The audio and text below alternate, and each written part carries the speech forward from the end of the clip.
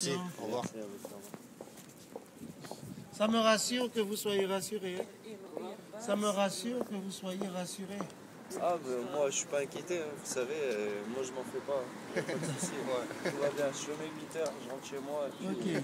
voilà. Merci, Comme nous mon tous. frère. Voilà, exactement. Alors, Bonne fin de journée. Alors nous disions, si vous pouviez nous raconter un peu l'incident dont vous aviez été victime.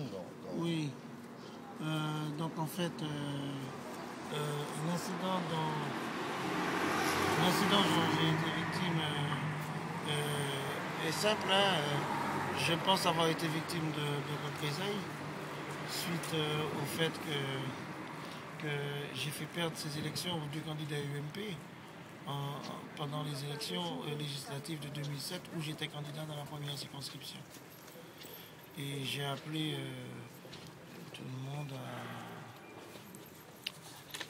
voter pour la candidate Christiane Taubira. Voilà.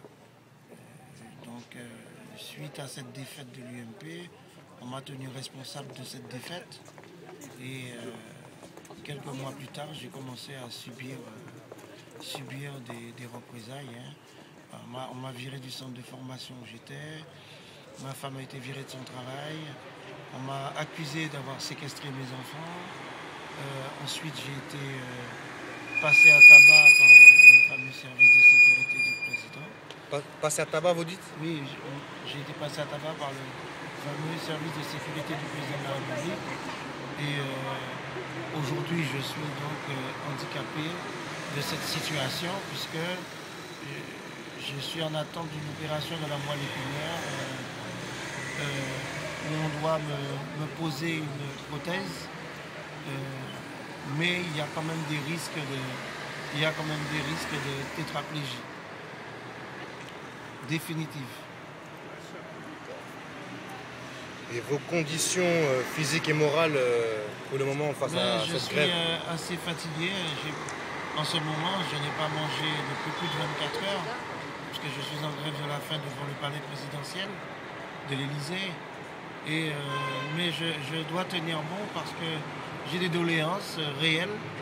Hein, suite à tout ce qui se passe concernant cette affaire de plainte que j'ai déposée pour agression et pour d'autres choses encore, eh bien, les plaintes n'aboutissent pas, les plaintes au contraire sont étouffées une par une, malgré le fait qu'il y a des preuves, malgré le fait qu'il y a des films. Donc je trouve cela inadmissible et d'où ma présence ici en ce moment. Et comment se fait-il que vous soyez seul? Mais parce que j'ai volontairement demandé aux gens de ne pas venir. Vous avez pu remarquer que tout à l'heure là, vous avez été victime tout de suite de demandes de papier, etc. Parce que vous êtes venu à côté de moi. Voilà. Donc c'est pour ça que je dis que aux gens de ne pas venir parce que ça va être la même chose. Donc je préfère rester seul.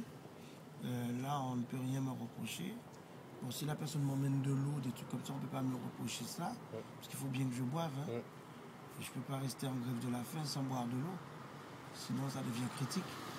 Et vu que je prends des médicaments assez importants, donc je suis obligé au minimum d'avoir de l'eau. Voilà. Avez-vous un message pour la diaspora Oui, je demande à la diaspora de soutenir le combat que je suis en train de faire. Hein. Il y aura une marche qui va être organisée dans ce sens. Il faut venir y participer. Parce que le combat que je mène n'est pas seulement pour moi. Le combat que je mène, c'est aussi pour tous les frères de la diaspora. Hein. Pour tous ceux qui ont subi ce genre d'injustice et qui n'ont jamais vu leur plainte aboutir. Eh bien, c'est dans ce sens-là que je mène ce combat. Voilà. Malgré le fait que j'ai mes enfants à charge et que je dois les laisser pour venir mener ce combat, mais je leur demande aussi de faire cet effort et d'être présents au niveau des marches qui seront organisées. Et vous avez écrit un livre? Oui, j'en ai écrit deux.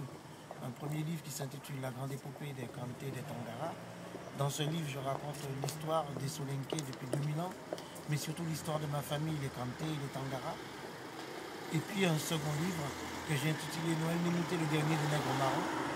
Parce que comme on sait tous, le nègre marron, c'est celui qui fuyait l'esclavage, qui partait dans les bois et qui se rebellait contre cette injustice. Et aujourd'hui, on ne fuit plus l'esclavage, mais le nègre marron fuit l'injustice et combat l'injustice. Et toute personne qui combat l'injustice devient un nègre marron. D'accord. Vous comptez rester ici aussi longtemps qu'il le faudra? Aussi longtemps qu'il faudra, malgré le fait que tous les jours je suis harcelé par les policiers. Chaque heure, ils viennent papier, etc. Je participe avec eux. Hein, malgré les menaces de m'emmener au poste, tout ça, alors que je n'ai rien fait. Alors que je suis là passivement, je n'ai même pas un panneau pour montrer. Je n'ai rien.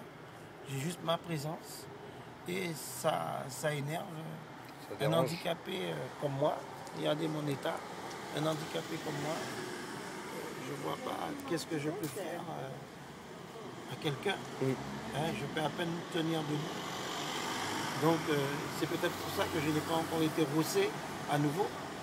Parce qu'en France quand même, je pense qu'on ne va pas les handicaper. Parce que sinon, il n'y a pas d'excuse pour dire qu'il s'est rebellé.